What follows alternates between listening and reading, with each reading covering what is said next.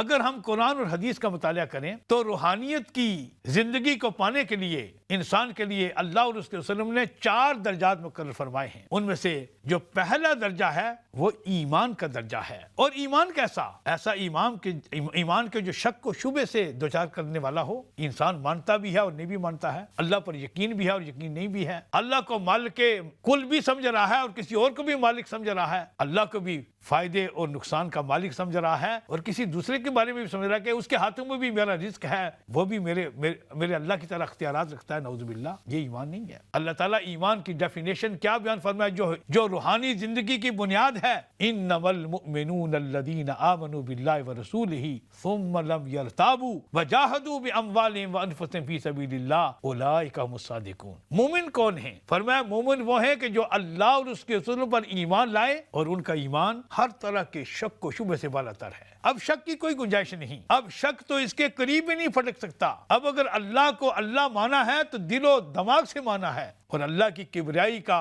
اگر حقیقت میں عکس دل پر پڑا ہے تو اس کو روشن کر چکا ہے. اب شک کے سارے جراثیم مر چکے ہیں اور اب انسان عمل کی زندگی میں سرگرم ہو گیا ہے. ثم لم یرتابوا, پھر شک نہیں کرتا.